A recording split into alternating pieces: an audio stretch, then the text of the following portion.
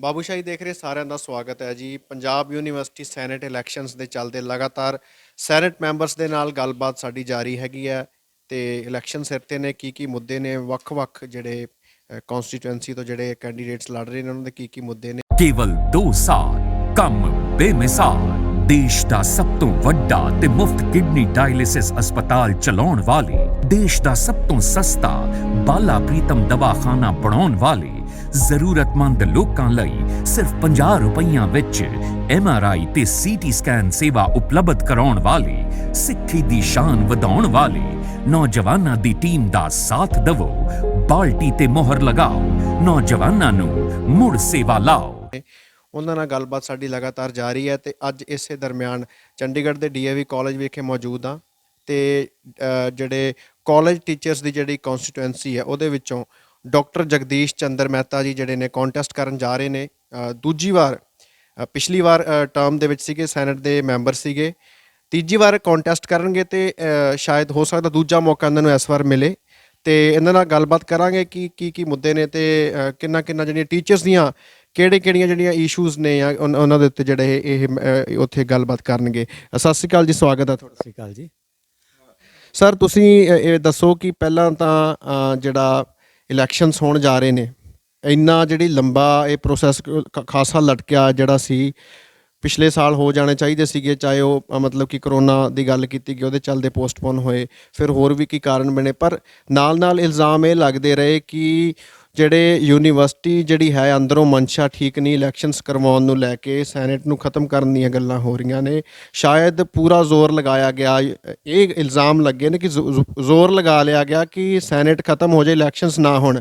ਲੇਕਿਨ high court ਦੇ ਜਿਹੜੇ ਫੈਸਲਾ ਆਇਆ, ਹਾਈ ਕੋਰਟ ਦੀ ਜਿਹੜੀ ਝਾੜ ਸੀਗੀ ਉਹਦੇ ਚੱਲਦੇ ਤੁਰੰਤ ਫਿਰ ਜਿਹੜਾ ਸ਼ਡਿਊਲ ਅਨਾਉਂਸ ਕੀਤਾ ਗਿਆ ਤੇ ਹੁਣ ਦਿਨਾਂ 'ਚ ਹੀ ਆਪਾਂ ਦੇਖ ਰਹੇ ਹਾਂ ਸ਼ਡਿਊਲ ਵੀ ਅਨਾਉਂਸ ਹੋ ਗਿਆ ਤੇ ਕੰਪੇਨਿੰਗ ਵੀ ਸ਼ੁਰੂ ਹੋ ਗਈ ਹੈ। ਸੋ ਕਿਵੇਂ ਦੇਖਦੇ ਹੋ ਸਾਰੀ ਚੀਜ਼ ਨੂੰ? ਹਾਂਜੀ, ਮੈਂ ਇਹ 'ਚ ਇਹ ਦੇਖਦਾ ਕਿਉਂਕਿ ਸ਼ੁਰੂ ਤੋਂ ਫਸਟ ਟਾਈਮ ਤਾਂ ਜਿਹੜੇ ਇਲੈਕਸ਼ਨ ਪੰਜਾਬ ਯੂਨੀਵਰਸਿਟੀ ਸੈਨੇਟ ਦੇ ਪੋਸਟਪੋਨ ਹੋਏ ਸੀਗੇ, ਫਸਟ ਟਾਈਮ ਤਾਂ ਇਹ ਜੈਨੂਅਨ ਰੀਜ਼ਨ ਸੀਗਾ, ਜਿਹੜਾ ਕਰੋਨਾ ਉਦੋਂ ਬਹੁਤ ਜ਼ਿਆਦਾ ਲੈਵਲ 'ਤੇ ਫੈਲ ਰਿਹਾ ਸੀਗਾ, ਬਹੁਤ ਜ਼ਿਆਦਾ ਸਪਰੈਡ ਆਊਟ ਹੋ ਰਿਹਾ ਸੀ ਤੇ ਸਿਰਫ ਚੰਡੀਗੜ੍ਹ 'ਤੇ ਨਹੀਂ ਪੂਰੇ ਦੇਸ਼ ਦੇ ਵਿੱਚ ਉਹਦਾ ਹਾਹਾਕਾਰ ਮਚਿਆ ਹੋਇਆ ਸੀਗਾ। ਲੇਕਿਨ ਜਦੋਂ ਥੋੜ੍ਹੇ ਦਿਨਾਂ ਲਈ ਉਹ ਪੋਸਟਪੋਨ ਕੀਤੇ ਸੀ ਉਦੋਂ ਤਾਂ ਐਕਚੁਅਲ ਰੀਜ਼ਨ ਸੀਗਾ ਨੋ ਡਾਊਟ ਕਰੋਨਾ ਦਾ, ਪਰ ਜਦੋਂ ਸੈਕਿੰਡ ਟਾਈਮ ਪੋਸਟਪੋਨ ਕੀਤਾ ਗਿਆ ਉਦੋਂ ਮੇਰੇ ਖਿਆਲ ਉਹ ਕਰੋਨਾ ਵਾਲਾ ਬਹਾਨਾ ਥੋੜ੍ਹਾ ਜਿਹਾ ਪੋਲੀਟੀਸਾਈਜ਼ ਡੈਫੀਨੇਟਲੀ ਹੋਇਆ ਅਤੇ ਉਹਦੇ 'ਚ ਫਿਰ ਜਿਹੜੀ ਗਰੁੱਪਾਂ ਦੀ ਲੜਾਈ ਹੁੰਦੀ ਹੈ, ਕੁਛ ਪਾਰਟੀਬਾਜ਼ੀ ਦੀ ਲੜਾਈ ਹੁੰਦੀ ਹੈ, ਕੁਛ ਆਈਡੀਓਲੋਜੀ ਦੀ ਲੜਾਈ ਹੁੰਦੀ ਹੈ, ਉਹ ਡੈਫੀਨੇਟਲੀ ਉਹਦੇ ਵਿੱਚ ਸ਼ਾਮਿਲ ਹੋਈ। ਮੈਨੂੰ ਲੱਗਦਾ ਜਿਹੜਾ ਕਿ ਹੋ ਸਕਦਾ ਉਹਦੇ ਵਿੱਚ ਸ਼ਾਮਿਲ ਹੋਈ ਹੋਵੇ ਜਾਂ ਕੁਝ ਇਹੋ ਜਿਹੇ ਕਿਆਸ ਹੋਣ ਕਿ ਕਿਵੇਂ ਕੋਈ ਇੱਕ ਗਰੁੱਪ ਸੋਚ ਸਕਦਾ ਹੈ ਕਿ ਅਸੀਂ ਥੋੜ੍ਹੀ ਬਹੁਤ ਸ਼ਾਇਦ ਇਲੈਕਸ਼ਨ ਕੰਟੈਸਟ ਕਰਕੇ ਅਸੀਂ ਉਹ ਪਰਪਸ ਅਚੀਵ ਨਾ ਕਰ ਸਕੀਏ ਜਾਂ ਯੂਨੀਵਰਸਿਟੀ ਦਾ ਵੈਲਫੇਅਰ ਨਾ ਕਰ ਸਕੀਏ, ਕਿਉਂਕਿ ਗਰੁੱਪ ਸਾਰੇ ਇਹ ਸੋਚਦੇ ਨੇ ਕਿ ਯੂਨੀਵਰਸਿਟੀ ਦੀ ਵੈਲਫੇਅਰ ਕਰੀਏ, ਲੇਕਿਨ ਯੂਨੀਵਰਸਿਟੀ ਦੇ ਵੈਲਫੇਅਰ ਕਰਨ ਦੇ ਤਰੀਕਿਆਂ ਦੇ ਵਿੱਚ ਡਿਫਰੈਂਟ ਓਪੀਨੀਅਨ ਹੋ ਸਕਦੇ ਨੇ, ਡਿਫਰੈਂਟ ਇੰਟਰਸਟ ਹੋ ਸਕਦੇ ਨੇ, ਡਿਫਰੈਂਟ ਆਈਡੀਓਲੋਜੀ ਹੋ ਸਕਦੀ ਹੈ, ਡਿਫਰੈਂਟ ਏਮਸ ਹੋ ਸਕਦੇ ਨੇ ਅਤੇ ਉਸ ਏਮਸ ਨੂੰ ਲੈ ਕੇ ਮੈਨੂੰ ਲੱਗਦਾ ਥੋੜ੍ਹਾ ਬਹੁਤ ਇਸ ਤਰ੍ਹਾਂ ਦੇ ਡਿਫਰੈਂਟ ਆਫ ਓਪੀਨੀਅਨ ਆਏ ਕਿ ਕੀ ਅਸੀਂ ਇਲੈਕਸ਼ਨ ਜਿਹੜੇ ਮੌਜੂਦਾ ਸਟਰਕਚਰ ਹੈ ਯੂਨੀਵਰਸਿਟੀ ਦਾ ਉਸੇ ਤਹਿਤ ਹੀ ਕੀਤਾ ਜਾਏ ਜਾਂ ਸਟਰਕਚਰ ਨੂੰ ਕੁਝ ਚੇਂਜ ਕਰਕੇ, ਚੇਂਜ ਮੈਂ ਇਸ ਕਰਕੇ ਵਰਡ ਯੂਜ਼ ਕਰ ਰਿਹਾ ਕਿਉਂਕਿ ਸਾਡੇ ਜਿਹੜੇ ਪ੍ਰੀਵੀਅਸ ਵਾਈਸ ਚਾਂਸਲਰ ਸੀਗੇ ਮਿਸਟਰ ਅਰੁਣ ਗਰੋਵਰ ਜੀ, ਉਹਨਾਂ ਨੇ ਵੀ ਇੱਕ ਮੁਹਿੰਮ ਚਲਾਈ ਸੀ, ਉਹਨਾਂ ਨੇ ਵੀ ਇਹ ਕਾਫੀ ਸ਼ੁਰੂ ਕੀਤਾ ਵੀ ਪੰਜਾਬ ਯੂਨੀਵਰਸਿਟੀ ਦਾ ਜਿਹੜਾ ਮੌਜੂਦਾ ਸਟਰਕਚਰ ਹੈ, ਡੈਮੋਕ੍ਰੈਟਿਕ ਸਟਰਕਚਰ ਹੈ, ਇਹਦੇ ਵਿੱਚ ਤਬਦੀਲੀਆਂ ਲਿਆਉਣ ਦੀ ਲੋੜ ਹੈ ਕਿ ਉਹ ਯੂਨੀਵਰਸਿਟੀ ਦੀ ਫੰਕਸ਼ਨਿੰਗ 'ਤੇ ਕਿਸੇ ਨਾ ਕਿਸੇ ਤਰ੍ਹਾਂ 'ਤੇ ਇੰਪੈਕਟ ਕਰਦੀ ਹੈ।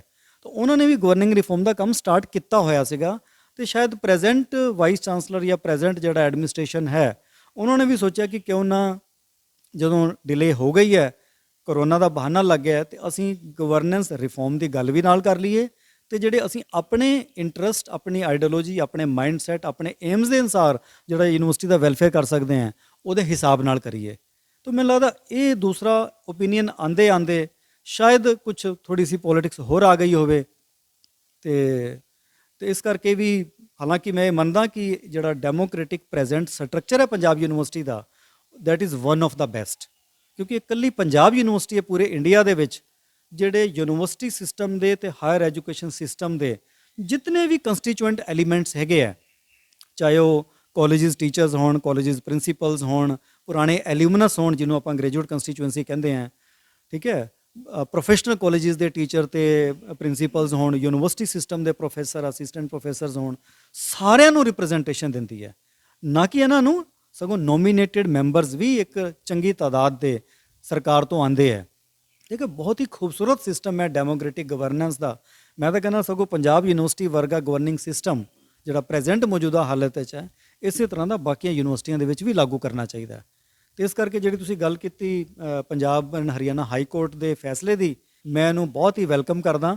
ਤੇ ਇਹਦੇ ਨਾਲ ਜਿਹੜੇ ਵੀ ਡਿਫਰੈਂਟ ਪੋਲੀਟੀਕਲ ਪਾਰਟੀਆਂ ਕਹੋ ਜਾਂ ਗਰੁੱਪਸ ਕਹੋ, ਜਿਹੜੇ ਕਿਆਸ ਜਾਂ ਡਿਫਰੈਂਸਿਸ ਚੱਲ ਰਹੇ ਸੀ, ਹੁਣ ਉਹ ਸਾਰੇ ਖਤਮ ਹੋ ਕੇ ਤੇ ਮੇਰੇ ਖਿਆਲ ਸੇ ਦੁਬਾਰਾ ਅਸੀਂ ਯੂਨੀਵਰਸਿਟੀ ਦੀ ਵੈਲਫੇਅਰ ਵਾਸਤੇ ਆਪਣੇ ਮੌਜੂਦਾ ਸਟਰਕਚਰ ਦੇ ਨਾਲ ਦੁਬਾਰਾ ਤਿਆਰ ਹੋ ਗਏ ਹਾਂ। ਤੇ ਮੈਂ ਉਮੀਦ ਰੱਖਦਾ ਕਿ ਇਸ ਇਲੈਕਸ਼ਨ ਤੋਂ ਬਾਅਦ ਦੁਬਾਰਾ ਅਸੀਂ ਯੂਨੀਵਰਸਿਟੀ ਨੂੰ ਉਸੇ ਡੈਮੋਕ੍ਰੈਟਿਕ ਸਟਰਕਚਰ ਨਾਲ ਰਨ ਕਰਾਂਗੇ ਤੇ ਜਿੰਨਾ ਜ਼ਿਆਦਾ ਵੈਲਫੇਅਰ ਹੋ ਸਕਿਆ ਯੂਨੀਵਰਸਿਟੀ ਦੇ ਤੇ ਯੂਨੀਵਰਸਿਟੀ ਦੇ ਸਾਰੇ ਕੰਸਟੀਚੂਐਂਟ ਪਾਰਟਸ ਦਾ, ਕਾਲਜਿਸ ਦਾ, ਸਟੂਡੈਂਟਸ ਦਾ, ਇਹਦੇ ਐਲੂਮਨਸ ਦਾ, ਰਿਸਰਚ ਦਾ, ਉਹਦੇ ਬਾਰੇ ਅਸੀਂ ਕੰਮ ਕਰਨ ਦੀ ਕੋਸ਼ਿਸ਼ ਕਰਾਂਗੇ। ਮਹਿਤਾ ਸਾਹਿਬ, ਤੁਸੀਂ ਗੱਲ ਕੀਤੀ ਹੈ ਕਿ ਪੰਜਾਬ ਯੂਨੀਵਰਸਿਟੀ ਦਾ ਜਿਹੜਾ ਸਟਰਕਚਰ ਹੈ ਉਹ ਬੈਸਟ ਸਟਰਕਚਰ ਹੈ, ਪਰ ਕਿਤੇ ਨਾ ਕਿਤੇ ਖਤਰੇ ਦੇ ਜਿਹੜੇ ਬੱਦਲ ਲਗਾਤਾਰ ਮੰਡਰਾ ਰਹੇ ਨੇ। ਕਿਹੜੀਆਂ ਗੱਲਾਂ ਲੱਗਦਾ ਕਿ ਕਿਉਂਕਿ ਸੈਨੇਟ ਨੂੰ ਖਤਮ ਕਰਨ ਦੀ ਗੱਲ ਹੋਵੇ ਜਾਂ ਹੋਰ ਬਹੁਤ ਚੀਜ਼ਾਂ ਨੇ ਵੀ ਢਾਹ ਲਾਉਣ ਦੀ ਕੋਸ਼ਿਸ਼ ਕੀਤੀ ਜਾ ਰਹੀ ਹੈ ਕਿ ਜਿਹੜੀ ਇੱਕ ਡੈਮੋਕ੍ਰੈਟਿਕ ਜਿਹੜੀ ਇੱਕ ਬਾਡੀ ਹੈਗੀ ਹੈ, ਸੋ ਕੀ ਲੱਗਦਾ ਕਿ ਕੀ ਖਤਰੇ ਨੇ? ਕਿਉਂਕਿ ਤੁਸੀਂ ਸਿਸਟਮ ਦੇ ਵਿੱਚ ਰਹੇ ਹੋ, ਹੁਣ ਵੀ ਤੁਸੀਂ ਸਿਸਟਮ ਦੇ ਵਿੱਚ ਜਾਣਾ ਹੈਗਾ। ਕਿਹੜੀਆਂ ਗੱਲਾਂ ਜੋ ਬਾਹਰ ਨਹੀਂ ਆਉਂਦੀਆਂ ਜਾਂ ਬਾਹਰ ਲੋਕਾਂ ਨੂੰ ਨਹੀਂ ਪਤਾ ਕਿ ਕਿੰਨਾ ਮਤਲਬ ਖਤਰਿਆਂ ਨੂੰ ਦੇਖ ਰਹੀ ਹੈ ਯੂਨੀਵਰਸਿਟੀ, ਉਹਦੇ ਬਾਰੇ ਥੋੜ੍ਹਾ ਦੱਸੋਗੇ ਤਾਂ ਉਹ ਜ਼ਿਆਦਾ ਵਧੀਆ ਰਹੂਗਾ। ਹਾਂਜੀ, ਇਸ ਤਰ੍ਹਾਂ ਜਦੋਂ ਆਪਾਂ ਪੰਜਾਬ ਯੂਨੀਵਰਸਿਟੀ ਦੀ ਗੱਲ ਕਰਦੇ ਆ ਨਾ, ਇਹਦੇ ਇੱਕ ਸਟਰਕਚਰ ਦੇ ਵਿੱਚ ਇੱਕ ਪੁਰਾਣੀ ਇਹਦੇ ਕੈਲੰਡਰ ਦੀ ਗੱਲ ਪਈ ਹੋਈ ਹੈ। ਜਦੋਂ ਇਹਦਾ ਇਸਟੈਬਲਿਸ਼ਮੈਂਟ ਹੋਇਆ ਸੀ ਐਕਟ, ਕਿ it is a centre state corporate body. ਹੁਣ ਜੇ ਸੈਂਟਰ ਸਟੇਟ ਕਾਰਪੋਰੇਟ ਬੋਡੀ ਹੈ, ਇਹਦੀ ਜਿਹੜੀ ਡੈਫੀਨੇਸ਼ਨ ਹੈ ਯੂਨੀਵਰਸਿਟੀ ਦੀ, ਉਹ ਥੋੜ੍ਹੀ ਜੀ ਸਟੇਟ ਕਹਿੰਦਾ ਜੀ ਸੈਂਟਰ ਦੀ ਰਿਸਪੌਂਸਿਬਿਲਿਟੀ ਹੈ, ਸੈਂਟਰ ਕਹਿ ਦਿੰਦਾ ਜੀ ਸਟੇਟ ਦੀ ਰਿਸਪੌਂਸਿਬਿਲਿਟੀ ਵੀ ਨਾਲ ਹੈ। ਤੇ ਇੱਕ ਥੋੜ੍ਹੇ ਜਿਹੇ ਇਹਦੇ ਕਨਫਲਿਕਟ ਕਰਕੇ ਵੀ ਥੋੜ੍ਹਾ ਜਿਹਾ ਯੂਨੀਵਰਸਿਟੀ ਦਾ ਵੈਲਫੇਅਰ ਜਿਹੜਾ ਉਹ ਰੁਕ ਜਾਂਦਾ। ਹਾਲਾਂਕਿ ਇੱਥੇ ਤਾਂ ਮੈਂ ਮੰਨਦਾ ਕਿ ਅਗਰ Punjab university proper central university ਹੋ ਜਾਏ ਜਾਂ ਪ੍ਰੋਪਰ ਸੈਂਟਰਲ ਫੰਡਿੰਗ ਹੋ ਜਾਏ ਤਾਂ ਮੇਰੇ ਖਿਆਲ 'ਚ ਇਸ ਪੰਜਾਬ ਯੂਨੀਵਰਸਿਟੀ ਦਾ ਪੂਰਾ ਕਲਿਆਣ ਹੀ ਹੋ ਜਾਣਾ। ਕਿਉਂਕਿ ਇਹਦੇ ਵਿੱਚ ਸਟੇਟ ਗਵਰਨਮੈਂਟ ਦੀ ਕੁਝ ਰਿਸਪੌਂਸਿਬਿਲਿਟੀ ਹੈ, ਉਹ ਆਪਣਾ ਫੰਡਸ ਪੂਰਾ ਨਹੀਂ ਦਿੰਦਾ, ਲੇਕਿਨ ਇੰਟਰਵੈਂਸ਼ਨਸ ਪੂਰੀ ਹੈ। ਇਸੇ ਤਰ੍ਹਾਂ ਸੈਂਟਰਲ ਗਵਰਨਮੈਂਟ ਦਾ ਕੋਈ ਰਿਸਪੌਂਸਿਬਿਲਿਟੀਜ਼ ਹੈ, ਉਹ ਪੰਜਾਬ ਦਾ ਨਾਮ ਲੱਗ ਕੇ ਪੰਜਾਬ ਦੇ ਕਰਕੇ ਥੋੜ੍ਹਾ ਬਹੁਤ ਉੱਥੇ ਵੀ ਉਹ ਪ੍ਰੋਬਲਮ ਚੱਲ ਰਹੀ ਹੈ। ਅਗਰ ਇਹ ਸੈਂਟਰਲ ਯੂਨੀਵਰਸਿਟੀ ਪ੍ਰੋਪਰ ਹੋ ਜਾਂਦੀ ਹੈ ਜਾਂ ਸੈਂਟਰਲ ਫੰਡਿੰਗ ਹੋ ਜਾਂਦੀ ਹੈ ਤਾਂ ਮੇਰੇ ਖਿਆਲ 'ਚ ਇਸ ਯੂਨੀਵਰਸਿਟੀ ਦਾ ਪੂਰਾ ਕਲਿਆਣ ਹੀ ਨਹੀਂ ਹੋਊਗਾ। ਰਾਦਰ ਜਿਹੜੀ ਇਹ ਇਸ਼ੂਜ਼ ਇਸ ਗਰੁੱਪਸ ਦੇ ਨਾਲ ਇਨਵੋਲਵ ਪਏ ਨੇ, ਇਹਨਾਂ ਤੋਂ ਵੀ ਕਾਫੀ ਨਿਜਾਤ ਮਿਲ ਸਕਦੀ ਹੈ, ਪੋਲਿਟਿਕਸ ਯੂਨੀਵਰਸਿਟੀ ਦੇ ਅੰਦਰ ਘਟ ਸਕਦੀ ਹੈ। ਮਹਿਤਾ ਸਾਹਿਬ, ਤੁਸੀਂ ਕਿਉਂਕਿ ਪਿਛਲੀ ਟਰਮ ਦੇ ਵਿੱਚ ਵੀ ਕੰਟੈਸਟ ਕੀਤਾ, ਹੁਣ ਵੀ ਕਰਨ ਜਾ ਰਹੇ ਹੋ, ਕੀ ਤੁਸੀਂ ਇੰਡੀਪੈਂਡੈਂਟਲੀ ਇਹਦੇ ਵਿੱਚ ਕੰਟੈਸਟ ਕਰਦੇ ਹੋ ਜਾਂ ਕਿਸੇ ਗਰੁੱਪ ਨਾਲ ਜਾਂ ਪਾਰਟੀ ਦੇ ਨਾਲ ਵੀ ਸੰਬੰਧ ਹੈਗਾ ਕੋਈ? ਹਾਂਜੀ, ਦੇਖੋ, ਜਿਹੜੇ ਅਸੀਂ ਕਾਲਜ ਟੀਚਰਸ ਕੰਸਟੀਚੁਐਂਸੀ ਤੋਂ ਕੰਟੈਸਟ ਕਰਦੇ ਹਾਂ, ਸਾਡਾ ਸਭ ਤੋਂ ਮੇਨ ਪਰਪਸ ਜਿਹੜਾ ਉਹ ਟੀਚਰਸ ਵੈਲਫੇਅਰ ਦਾ ਹੁੰਦਾ ਹੈ and it is across the party lines. ਹੋ ਸਕਦਾ ਜਦੋਂ ਸਿੰਡੀਕੇਟ ਬਣਦੀ ਹੈ, ਉਹ ਜਿਹੜੇ ਗਰੁੱਪਸ ਬਣਦੇ ਆ, ਪਾਰਟੀ ਲਾਈਨਸ ਬਣਦੇ ਆ, ਉਹ ਸਿਰਫ ਸਿੰਡੀਕੇਟ ਲਈ ਬਣਦੇ ਨੇ। Otherwise we all are for the welfare of the all the constituent of the university system. ਤੇ ਮੈਂ ਜਿਵੇਂ ਕਾਲਜ ਟੀਚਰ ਐਸੋਸੀਏਸ਼ਨ ਨੂੰ ਰਿਪਰੈਜ਼ੈਂਟ ਕਰ ਰਿਹਾ, ਕਾਲਜ ਟੀਚਰਸ ਦੀ ਵੈਲਫੇਅਰ ਦੀ ਗੱਲ ਕਰ ਰਿਹਾ, ਤਾਂ ਮੈਂ ਜਿਹੜਾ ਸਭ ਤੋਂ ਜ਼ਿਆਦਾ across the party line independent thinking ਦੇ ਤੌਰ ਤੇ ਜੋ ਵੀ ਕਾਲਜ ਦੇ ਟੀਚਰਸ ਨੇ ਪੰਜਾਬ ਯੂਨੀਵਰਸਿਟੀ ਦੇ, ਚਾਹੇ ਉਹ ਡਿਗਰੀ ਕਾਲਜਿਸ ਨੇ ਚਾਹੇ ਪ੍ਰੋਫੈਸ਼ਨਲ ਕਾਲਜਿਸ ਨੇ, ਉਹਨਾਂ ਦੇ ਟੀਚਰਸ ਦੇ ਜਿੰਨੇ ਵੀ ਵੈਲਫੇਅਰ ਹੋਣਗੇ ਉਹ ਸਾਰਿਆਂ ਦੀ ਗੱਲ ਕਰਨਾ ਚਾਹੂੰਗਾ, ਨਾ ਕਿ ਕਿਸੇ ਪਾਰਟੀ ਪੋਲਿਟਿਕਸ ਦੀ ਜਾਂ ਆਈਡੀਓਲੋਜੀ ਦੀ ਗੱਲ। ਸਰ, ਪਾਰਟੀ ਲਾਈਨ ਤੁਸੀਂ ਗੱਲ ਕੀਤੀ ਹੈ, ਕਿਉਂਕਿ ਤੁਹਾਡੇ ਬਾਰੇ ਪਤਾ ਲੱਗਾ ਸੀ ਕਿ RSS ਦੇ ਜਿਹੜਾ ਲਿਸਟ ਹੈ ਉਹਦੇ ਵਿੱਚ ਤੁਹਾਡਾ ਬਕਾਇਦਾ ਨਾਮ ਹੈਗਾ। ਕੀ ਕੋਈ ਉਸ ਤਰੀਕੇ ਨਾਲ ਕੋਈ ਪਾਰਟੀ ਦੇ ਨਾਲ ਮਤਲਬ ਜੁੜੇ ਹੋ ਜਾਂ ਕੰਮ ਕਰ ਰਹੇ ਹੋ ਪਾਰਟੀ ਦੇ ਨਾਲ, ਜਾਂ ਕੀ ਮਤਲਬ ਇਹਦੇ ਬਾਰੇ ਕੀ ਤੁਸੀਂ ਕਹਿਣਾ ਚਾਹੁੰਦੇ ਹੋ? ਹਾਂਜੀ, ਦੇਖੋ, ਜਿਸ ਤਰ੍ਹਾਂ ਤੁਸੀਂ ਕਹਿੰਦੇ ਕਿ RSS ਦੀ ਲਿਸਟ ਦੇ ਵਿੱਚ ਹੈ, ਮੈਂ ਤੁਹਾਨੂੰ ਪਹਿਲਾਂ ਵੀ ਦੱਸਿਆ ਕਿ ਜਿਹੜੀ ਵੀ ਲਿਸਟਿੰਗ ਹੈ ਨਾ, ਇਹ ਸਾਰੀ ਸੈਨੇਟ ਦੇ ਇਲੈਕਸ਼ਨ ਤੋਂ ਬਾਅਦ ਪ੍ਰੋਪਰ ਹੁੰਦੀ ਹੈ, ਪਹਿਲਾਂ ਨਹੀਂ ਹੁੰਦੀ। ਪਹਿਲਾਂ ਕਿਉਂ ਨਹੀਂ ਹੁੰਦੀ? ਕਿਉਂਕਿ ਸੈਨੇਟ ਦਾ ਇਲੈਕਸ਼ਨ ਪੰਜਾਬ ਯੂਨੀਵਰਸਿਟੀ ਦੀ ਇੱਕ ਬੜੀ ਖੂਬਸੂਰਤੀ ਹੈ ਕਿ ਸੈਨੇਟ ਦਾ ਇਲੈਕਸ਼ਨ ਬੜਾ ਹੀ ਮਤਲਬ ਬਿਯੋਂਡ ਦਾ ਪਾਰਟੀ ਲਾਈਨ ਲੜਿਆ ਜਾਂਦਾ। ਕਿਉਂ? ਅਗਰ ਮੇਰੇ 4 ਦੋਸਤ ਕਾਂਗਰਸ ਦੇ ਵਿੱਚ ਹੈ ਜਾਂ ਕਮਿਊਨਿਸਟ ਪਾਰਟੀ ਦੇ ਵਿੱਚ ਹੈ, ਮੈਨੂੰ ਉਹ ਵੀ ਸਪੋਰਟ ਕਰਨਗੇ, ਠੀਕ ਹੈ। ਤੇ ਜਿਹੜੇ RSS ਵਾਲੇ ਆ ਉਹ ਸਪੋਰਟ ਵੀ ਕਰ ਸਕਦੇ ਨੇ, ਜਿਹੜੇ ਮੇਰੇ 4 ਦੋਸਤ RSS ਵਾਲੇ ਨਹੀਂ ਹੈਗੇ ਉਹ ਮੇਰੀ ਸਪੋਰਟ ਨਹੀਂ ਵੀ ਕਰਨਗੇ, ਕਿਉਂਕਿ ਸੈਨੇਟ ਦਾ ਜਿਹੜਾ ਇਲੈਕਸ਼ਨ ਹੈ ਉਹ ਬਹੁਤ ਹੀ ਪਰਸਨਲਾਈਜ਼ਡ ਇਲੈਕਸ਼ਨ ਹੈ। ਅਗਰ ਮੈਂ ਡਿਫਰੈਂਟ ਟੀਚਰਸ ਦੇ ਵੈਲਫੇਅਰ ਦੀ ਗੱਲ ਜਾਂ ਪਰਸਨਲ ਲੈਵਲ ਤੇ ਉਹਨਾਂ ਦੀ ਕੋਆਪਰੇਸ਼ਨ ਦੀ ਗੱਲ ਕਰ ਰਿਹਾ ਤਾਂ I will get the votes across the party line, beyond the party line. ਤੇ ਇਸ ਕਰਕੇ ਮੈਂ ਨਹੀਂ ਸਮਝਦਾ ਕਿ ਜਿਹੜਾ ਸੈਨੇਟ ਦਾ ਖਾਸ ਤੌਰ ਤੇ ਟੀਚਿੰਗ ਕੰਸਟੀਚੁਐਂਸੀਜ਼ ਤੋਂ ਨੇ, ਚਾਹੇ ਉਹ ਯੂਨੀਵਰਸਿਟੀ ਵਾਲੀ ਟੀਚਿੰਗ ਹੋਵੇ, ਚਾਹੇ ਕਾਲਜ ਟੀਚਰਸ ਵਾਲੀ ਐਸੋਸੀਏਸ਼ਨ ਹੋ, ਈਵਨ ਚਾਹੇ ਗ੍ਰੈਜੂਏਟ ਵਾਲੀ ਹੋਵੇ, ਇਹ personal relation, personal contribution, personal vision, ਉਹਦਾ ਇਲੈਕਸ਼ਨ ਜ਼ਿਆਦਾ ਹੈ। ਜਿਹੜੇ ਤੁਸੀਂ ਕਹਿ ਰਹੇ ਹੋ ਪਾਰਟੀ ਲਾਈਨ ਵਾਲੀ ਗੱਲ, ਉਹ ਤਾਂ ਇੱਕ ਪਾਰਟੀ ਵਾਲਾ ਬੰਦਾ ਦੂਜੀ ਪਾਰਟੀ ਵਿੱਚ ਸਿੰਡੀਕੇਟ ਦੇ ਇਲੈਕਸ਼ਨਾਂ ਦੇ ਵਿੱਚ ਉਦੋਂ ਦੇ ਤਾਦਾਦ ਦੇ ਹਿਸਾਬ ਨਾਲ, ਉਦੋਂ ਦੀ ਪੋਲਿਟਿਕਸ ਜਾਂ ਉਦੋਂ ਦੇ ਗਰੁੱਪਿਜ਼ਮ ਦੇ ਹਿਸਾਬ ਨਾਲ ਬਦਲਦੇ ਵੀ ਰਹਿੰਦੇ ਆ। ਕੋਈ ਪੱਕਾ ਠੱਪਾ ਇੱਥੇ ਕੋਈ ਕਿਸੇ ਦਾ ਨਹੀਂ ਲਾ ਸਕਦਾ, ਕੋਈ ਵੀ ਕਿਤੇ ਵੀ। ਇਹ ਸਿੰਡੀਕੇਟ ਦੇ ਵਿੱਚ ਜ਼ਿਆਦਾ ਇਲੈਕਸ਼ਨ ਹੁੰਦਾ, ਨਾ ਕਿ ਸੈਨੇਟ ਦੇ ਵਿੱਚ। ਸਰ ਤੁਸੀਂ ਜਿਵੇਂ ਕਿ ਕਿਹਾ ਕਿ ਸਭ ਤੋਂ ਪਹਿਲਾਂ ਜਿਹੜੀ ਟੀਚਰਸ ਦੇ ਵੈਲਫੇਅਰ ਦੀ ਹੀ ਗੱਲ ਹੁੰਦੀ ਆ, ਪਾਰਟੀ ਬਾਰੇ ਨਹੀਂ ਇਹਦੇ ਵਿੱਚ ਕੋਈ ਸੋਚਿਆ ਜਾਂਦਾ। ਪਰ ਜਿਵੇਂ ਤੁਸੀਂ ਜਿਵੇਂ ਜਿਵੇਂ ਤੁਸੀਂ ਹੋ ਕਿਸੇ ਪਾਰਟੀ ਨਾਲ ਅਗਰ ਸੰਬੰਧ ਵੀ ਰੱਖਦੇ ਹੋ, ਤਾਂ ਜਿਵੇਂ ਕਿ ਕੁਛ ਕੁ ਲੀਡਰਸ ਨੇ ਵੀ ਬਿਆਨ ਦਿੱਤੇ ਸੀਗੇ ਪਿੱਛੇ ਜੇ ਪੜ੍ਹਿਆ ਗਿਆ, ਕਿਰਨ ਖੇਰ ਜੀ ਹੋਣ, ਸੋਮ ਪ੍ਰਕਾਸ਼ ਜੀ ਹੋਣ, ਕਿ ਅਸੀਂ ਤਾਂ ਸੈਨੇਟ ਖਤਮ ਵੀ ਕਰ ਸਕਦੇ ਹਾਂ, ਅਗਰ ਅਸੀਂ 370 ਖਤਮ ਕਰ ਸਕਦੇ ਹਾਂ ਤੇ ਇਹ ਵੀ ਕਰ ਸਕਦੇ ਹਾਂ। ਕੀ ਤੁਸੀਂ ਉਸ ਚੀਜ਼ ਦਾ ਉਦੋਂ ਵੀ ਵਿਰੋਧ ਕੀਤਾ ਜਾਂ ਤੁਹਾਨੂੰ ਉਹ ਬਿਆਨ ਠੀਕ ਲੱਗੇ? ਕਿਉਂਕਿ ਹਾਲਾਂਕਿ ਤੁਸੀਂ ਇਹ ਗੱਲ ਕੀਤੀ ਕਿ ਸੈਨੇਟ ਜਿਹੜੀ ਹੈ ਇੱਕ ਬੜਾ ਵਧੀਆ ਸੈਟਅਪ ਹੈ, ਡੈਮੋਕ੍ਰੈਟਿਕ ਸੈਟਅਪ ਹੈ। ਸੋ ਇਸ ਤਰੀਕੇ ਦੇ ਜਿਹੜੇ ਲੀਡਰਸ ਦੇ ਬਿਆਨਾਂ ਨੂੰ ਕਿਵੇਂ ਦੇਖਦੇ ਹੋ? ਹਾਂਜੀ, ਦੇਖੋ ਜੀ, ਮੈਂ ਤੁਹਾਨੂੰ ਪਹਿਲਾਂ ਹੀ ਕਹਿ ਚੁੱਕਿਆ ਕਿ ਪੰਜਾਬ ਯੂਨੀਵਰਸਿਟੀ ਦਾ ਜਿਹੜਾ ਡੈਮੋਕ੍ਰੈਟਿਕ ਗਵਰਨੈਂਸ ਪ੍ਰੈਜ਼ੈਂਟ ਸਟਰਕਚਰ ਹੈ, that is the best in the country. ਮੈਂ ਜਦੋਂ ਇਹ ਕਹਿ ਰਿਹਾ ਕਿ ਇਹ ਸਗੋਂ ਬਾਕੀ ਯੂਨੀਵਰਸਿਟੀਜ਼ ਦੇ ਵਿੱਚ ਵੀ ਅਪਲਾਈ ਕਰਨਾ ਚਾਹੀਦਾ ਹੈ, ਤਾਂ ਆਫ ਕੋਰਸ ਅਗਰ ਕਿਸੇ ਵੀ ਲੀਡਰਸ ਨੇ ABCD ਕਿਸੇ ਵੀ ਪਾਰਟੀ ਦੇ, ਮੈਂ ਕਹੂੰਗਾ ਸਗੋਂ ਅਗਰ ਇਹਨੇ ਕਿਹਾ ਜੀ ਅਸੀਂ ਇਸ ਸਿਸਟਮ ਨੂੰ ਖਤਮ ਕਰਨ ਦੀ ਭਰਪੂਰ ਕੋਸ਼ਿਸ਼ ਕਰਾਂਗੇ, ਤਾਂ ਮੈਂ ਉਹਨੂੰ ਐਕਸੈਪਟ ਨਹੀਂ ਕਰਦਾ। ਠੀਕ ਹੈ, ਪਹਿਲੀ ਗੱਲ ਤਾਂ ਮੈਂ ਉਹਨੂੰ ਐਕਸੈਪਟ ਨਹੀਂ ਕਰਦਾ। ਦੂਸਰੀ ਗੱਲ, ਕਈ ਵਾਰੀ ਇਹ ਵੀ ਨਾਲ ਹੁੰਦਾ ਹੈ ਕਿ ਤੁਸੀਂ ਜਦੋਂ ਆਰਗੂਮੈਂਟ ਕਰਦੇ ਹੋ ਕਿਸੇ ਗਰੁੱਪ ਦੇ ਵਿੱਚ ਜਾਂ ਕਿਸੇ ਮੀਟਿੰਗ ਦੇ ਵਿੱਚ, ਉਹ ਆਰਗੂਮੈਂਟ ਤੁਸੀਂ ਕਿਹੜੇ ਲੈਵਲ ਦੇ ਵਿੱਚ, ਕਿਹੜੇ ਜੋਸ਼ ਦੇ ਵਿੱਚ ਆ ਕੇ ਤੇ ਸਾਹਮਣੇ ਵਾਲੇ ਗਰੁੱਪ ਨੇ ਜਾਂ ਇੰਡੀਵਿਜੂਅਲ ਨੇ ਕਿਹੜੀਆਂ ਗੱਲਾਂ ਕੀਤੀਆਂ ਨੇ, ਉਹਦੇ ਬੇਸ ਤੇ ਚੱਲਦਾ। ਅਗਰ ਮੈਂ ਤੁਹਾਨੂੰ ਥੋੜਾ ਜਿਹਾ ਅਗਰ ਰਿਮਾਈਂਡ ਕਰਾਂ, ਜਿਹੜੀ ਤੁਸੀਂ ਗੱਲ ਕਰ ਰਹੇ ਹੋ ਕਿ ਕਿਰਨ ਖੇਰ ਨੇ ਕੀਤੀ ਜਾਂ ਕਿਸੇ ਮਿਨਿਸਟਰ ਨੇ ਕੀਤੀ, ਉਦੋਂ ਉਸ ਸੈਨੇਟ ਦੇ ਵਿੱਚ ਪਾਰਟੀਕੂਲਰਲੀ ਇੱਕ ਚੰਗੇ ਲੈਵਲ ਦੀ ਗਰਮ ਜੋਸ਼ੀ ਦੇ ਨਾਲ ਜ਼ਬਰਦਸਤ ਬਹਿਸ ਚੱਲ ਰਹੀ ਹੈ। ਹੁਣ ਤੇ ਕਈ ਵਾਰੀ ਸਾਨੂੰ ਇਹ ਲੱਗਦਾ ਹੈ ਕਿ ਓਵਰ ਹੋ ਕੇ ਵੀ ਜਾਂ ਬਹੁਤ ਜ਼ਿਆਦਾ ਇੰਟਰਵੈਂਸ਼ਨ, ਐਕਸਟਰਾ ਇੰਟਰਵੈਂਸ਼ਨ ਕਰਕੇ ਵੀ ਅਸੀਂ ਯੂਨੀਵਰਸਿਟੀ ਦੀ ਵੈਲਫੇਅਰ ਪੂਰੀ ਢੰਗ ਨਾਲ ਨਹੀਂ ਕਰ ਰਹੇ, ਤਾਂ ਕਈ ਵਾਰੀ ਸਾਹਮਣੇ ਇਹਨਾਂ ਨੂੰ ਲੱਗਦਾ ਵੀ ਇੰਟਰਵੈਂਸ਼ਨ ਕਰਕੇ ਵੈਲਫੇਅਰ ਅੱਛਾ ਨਹੀਂ ਹੋ ਰਿਹਾ, ਤਾਂ let us find out some other routes. ਇੱਕ ਹੈ ਕਿ ਡਿਸਕਸ਼ਨ ਦੇ ਤੌਰ ਤੇ ਆਪਾਂ ਨਵਾਂ ਰੂਟ ਅਪਣਾਉਣਾ, ਇੱਕ ਜਦੋਂ ਬਹਿਸਬਾਜ਼ੀ ਗੁੱਸੇ ਚੱਲਦੀ ਹੈ ਨਾ, ਉਦੋਂ ਕਹਿ ਦਿੰਦੇ ਕਿ ਅਸੀਂ ਖਤਮ ਕਰ ਦਿਆਂਗੇ।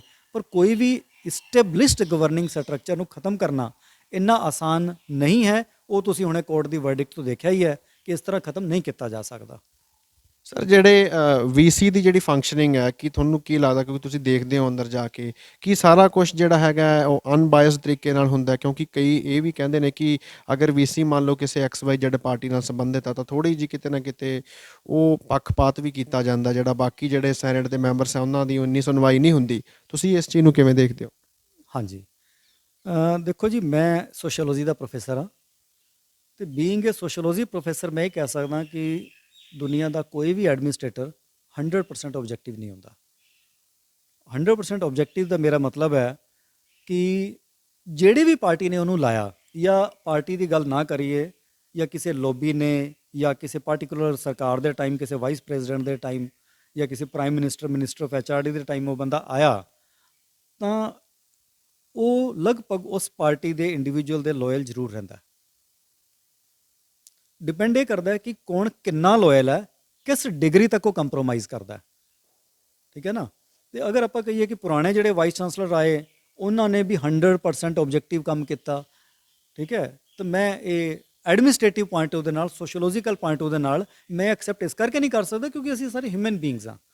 ਠੀਕ ਹੈ, ਅਗਰ ਮੈਨੂੰ 10 ਲੋਕਾਂ ਦੀ ਸਪੋਰਟ ਮਿਲੀ ਹੈ, ਤਾਂ ਮੈਂ ਸਪੋਜ਼ ਮੈਂ ਅਗਰ ਆਪਣਾ ਪਰਸਨਲ ਐਗਜ਼ਾਮਪਲ ਦਿਆਂ ਕਿ ਮੈਂ ਜਿਹੜਾ ਇਲੈਕਸ਼ਨ ਕੰਟੈਸਟ ਕਰ ਰਿਹਾ, ਅਗਰ ਮੈਨੂੰ 50 ਟੀਚਰਸ ਦਾ ਮੈਨੂੰ ਸਹਿਯੋਗ ਮਿਲਿਆ, ਉਹ ਐਕਸ ਤਰ੍ਹਾਂ ਦਾ ਵੈਲਫੇਅਰ ਚਾਹੁੰਦਾ ਯੂਨੀਵਰਸਿਟੀ ਵਿੱਚ, ਹੋ ਸਕਦਾ ਹੈ ਮੈਨੂੰ ਉਹ ਓਬਜੈਕਟਿਵਲੀ ਠੀਕ ਨਾ ਲੱਗੇ, ਸਟਿਲ ਮੈਂ ਉਹਨਾਂ ਦੇ ਵੈਲਫੇਅਰ ਵਾਸਤੇ ਉਸੇ ਤਰ੍ਹਾਂ ਦਾ ਇਸ਼ੂ ਯੂਨੀਵਰਸਿਟੀ ਦੇ ਵਿੱਚ ਚੱਕਣ ਦੀ ਕੋਸ਼ਿਸ਼ ਕਰੂੰਗਾ ਕਿਉਂਕਿ ਮੇਰੇ ਵੋਟਰਸ ਨੂੰ ਉਹ ਇਸ਼ੂ ਪਸੰਦ ਹੈ। ਹੁਣ ਇਹਨੂੰ ਮੇਰੀ ਓਬਜੈਕਟਿਵਿਟੀ ਕਹੋਗੇ ਜਾਂ ਸਬਜੈਕਟਿਵਿਟੀ ਕਹੋਗੇ, ਹੈ ਨਾ? ਤੇ ਜਿਹੜੀ ਤੁਸੀਂ ਗੱਲ ਕਰੋ ਕਿ ਪ੍ਰੈਜ਼ੈਂਟ ਵਾਈਸ ਚਾਂਸਲਰ ਕੀ ਓਬਜੈਕਟਿਵ ਹੈ ਜਾਂ ਸਬਜੈਕਟਿਵ ਹੈ, ਆਫ ਕੋਰਸ, ਕਿਉਂਕਿ ਮੈਂ ਪਹਿਲਾਂ ਕਿ ਕੋਈ ਵੀ ਵਾਈਸ ਚਾਂਸਲਰ ਪੂਰੀ ਤਰ੍ਹਾਂ ਓਬਜੈਕਟਿਵ ਨਹੀਂ ਹੋ ਸਕਦਾ, ਡਿਪੈਂਡ ਕਰਦਾ ਕਿ ਕੌਣ ਕਿੰਨਾ ਇਨਕਲਾਈਨਡ ਹੈ। ਇਹ ਗੱਲ ਤਾਂ ਚੱਲ ਰਹੀ ਹੈ ਮੈਨੂੰ ਲੱਗਦਾ ਜ਼ਿਆਦਾ ਕਿਉਂਕਿ ਹਿਸਟਰੀ ਦੇ ਵਿੱਚ ਪ੍ਰੋਪਰ RSS ਆਈਡੀਓਲੋਜੀ ਦਾ ਨਾਮ ਕਿਸੇ ਪੋਜੀਸ਼ਨ ਦੇ ਨਾਮ ਪਹਿਲੀ ਵਾਰੀ ਲੱਗ ਰਿਹਾ। ਅੱਛਾ, ਹੁਣ ਜੇ ਕਿਸੇ ਆਈਡੀਓਲੋਜੀ ਦਾ ਨਾਮ ਪਹਿਲੀ ਵਾਰੀ ਲੱਗ ਰਿਹਾ ਹੈ, ਔਰ ਉਹ ਕੁਝ ਵੀ ਕਰੂਗਾ ਉਹਨੂੰ ਵੀ ਉਸੇ ਆਈਡੀਓਲੋਜੀ ਦਾ ਨਾਮ ਦੇ, ਚਾਹੇ ਉਹ ਆਬਜੈਕਟਿਵ ਹੋਵੇ ਚਾਹੇ ਸਬਜੈਕਟਿਵ ਹੋਵੇ, ਉਹਨੂੰ ਨਾਮ ਉਹੀ ਦੇ ਦਿੱਤਾ ਜਾਊਗਾ ਕਿ RSS ਕਰਕੇ ਕਰ ਰਿਹਾ ਹੋਣਾ। ਬਾਕੀ ਆਫ ਕੋਰਸ ਅਗਰ ਕਿਤੋਂ ਮਾੜੀ ਮੋਟੀ ਕੋਆਪਰੇਸ਼ਨ ਮਿਲੀ ਜਾਂ ਹੈਲਪ ਮਿਲੀ ਲੱਗਣ ਦੇ ਵਿੱਚ ਤਾਂ ਥੋੜਾ ਬਹੁਤ ਦੇਖੋ ਲੋਇਲਿਸਟ ਸਾਰੇ ਹੀ ਹੁੰਦੇ ਆ, 100% ਨਹੀਂ। ਉਹ ਆਬਜੈਕਟਿਵਿਟੀ ਜਾਂ ਸਬਜੈਕਟਿਵ ਦੇ ਵਿੱਚ ਡਿਫਰੈਂਸ਼ੀਏਸ਼ਨ ਹੋ ਸਕਦੀ ਹੈ, ਕੋਈ ਥੋੜਾ ਘੱਟ ਹੁੰਦਾ ਤੇ ਕੋਈ ਜ਼ਿਆਦਾ ਹੁੰਦਾ, ਠੀਕ ਹੈ। ਤੇ ਇਸ ਕਰਕੇ ਮੈਂ ਮੰਨ ਸਕਦਾ ਕਿ ਵੀ 100% ਆਬਜੈਕਟਿਵ ਤਾਂ ਕੋਈ ਵੀ ਨਹੀਂ ਹੋ ਸਕਦਾ, ਤਾਂ ਹੋ ਸਕਦਾ ਆਪਣੀ ਸਬਜੈਕਟਿਵਿਟੀ ਉਹ ਯੂਜ਼ ਕਰ ਰਹੇ ਹੋਣ ਥੋੜੀ ਬਹੁਤ। ਬਾਕੀ ਪਿਛਲੇ 1.5-2 ਸਾਲ ਤੋਂ ਤੁਸੀਂ ਦੇਖ ਰਹੇ ਹੋ ਕਰੋਨਾ ਕਰਕੇ ਯੂਨੀਵਰਸਿਟੀ ਦਾ ਵੈਸੇ ਕਲੋਜ਼ ਪਿਆ, ਜ਼ਿਆਦਾ ਧਿਆਨ ਵੈਸੇ ਨਹੀਂ ਜਾ ਰਿਹਾ, nobody is bothering about all this administrative things.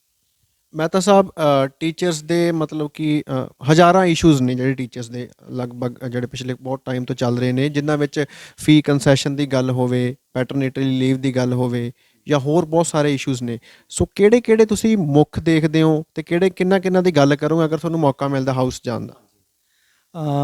ਦੇਖੋ ਜੀ, ਮੈਂ ਇਹ ਕਹਿਣਾ ਚਾਹੂੰਗਾ ਕਿ ਪਹਿਲੀ ਗੱਲ ਤਾਂ ਅਗਰ ਮੈਂ ਇਹਨੂੰ 2 ਲਾਈਨ ਦੇ ਵਿੱਚ ਵੀ ਡਿਸਕ੍ਰਾਈਬ ਕਰ ਸਕਦਾ ਕਿ ਅਗਰ ਅਸੀਂ ਪੰਜਾਬ ਯੂਨੀਵਰਸਿਟੀ ਦਾ ਕੈਲੰਡਰ ਇਨ ਟੋਟੋ ਇਨ ਪ੍ਰਿੰਸੀਪਲ ਸਟੂਡੈਂਟਸ ਦੇ ਲਈ, ਕਾਲਜਿਸ ਦੇ ਲਈ ਤੇ ਬਾਕੀ ਸਾਰੇ ਇੰਸਟੀਟਿਊਸ਼ਨਸ ਦੇ ਲਈ ਅਸੀਂ ਅਪਲਾਈ ਕਰਾ ਦਈਏ ਤਾਂ ਮੇਰੇ ਖਿਆਲ 'ਚ ਸਾਰੇ ਜਿਹੜੀਆਂ ਇਸ਼ੂਜ਼ ਨੇ ਸਾਰਿਆਂ ਦਾ ਹੱਲ ਉਹਦੇ ਵਿੱਚ ਹੋ ਜਾਂਦਾ। ਬਟ ਪ੍ਰੋਬਲਮ ਉੱਥੇ ਹੀ ਹੈ ਕਿ ਕੈਲੰਡਰ ਆਪਣੇ ਆਪ 'ਚ ਬਹੁਤ ਖੂਬਸੂਰਤ ਬਣਿਆ, ਬਹੁਤ ਅੱਛਾ ਬਣਿਆ ਹੋਇਆ, ਲੇਕਿਨ ਜਦੋਂ ਅਸੀਂ ਫੀਲਡ 'ਚ ਜਾਂਦੇ ਹਾਂ ਉੱਥੇ ਕੁਝ ਸਰਕਾਰ ਕਰਕੇ, ਈਵਨ ਪੰਜਾਬ ਸਰਕਾਰ 'ਤੇ ਮੈਂ ਉਹ ਤੋਹਮਤ ਲਾਉਣ ਦੀ ਕੋਸ਼ਿਸ਼ ਕਰ ਰਿਹਾ, ਕੁਝ ਪੰਜਾਬ ਸਰਕਾਰ ਕਰਕੇ, ਕਿਉਂਕਿ ਪੰਜਾਬ ਯੂਨੀਵਰਸਿਟੀ ਦੇ ਸਾਰੇ ਕਾਲਜ ਪੰਜਾਬ ਸਰਕਾਰ ਦੇ ਨਾਲ ਜੁੜੇ ਹੋਏ ਨੇ, ਪੰਜਾਬ ਦੇ ਵਿੱਚ ਜੁੜੇ ਨੇ, ਹੋਰ ਕਿਸੇ ਸਟੇਟ 'ਚ ਨਹੀਂ ਹੈ। ਮੈਂ ਤਾਂ ਪੰਜਾਬ ਗਵਰਨਮੈਂਟ ਦੀ ਗੱਲ ਕੀਤੀ ਹੈ, ਅਦਰਵਾਈਜ਼ ਹੋਰ ਸਟੇਟਾਂ 'ਚ ਵੀ ਇਸ ਤਰ੍ਹਾਂ ਦਾ ਹਾਲਾਤ ਹੈਗੇ ਹੈ।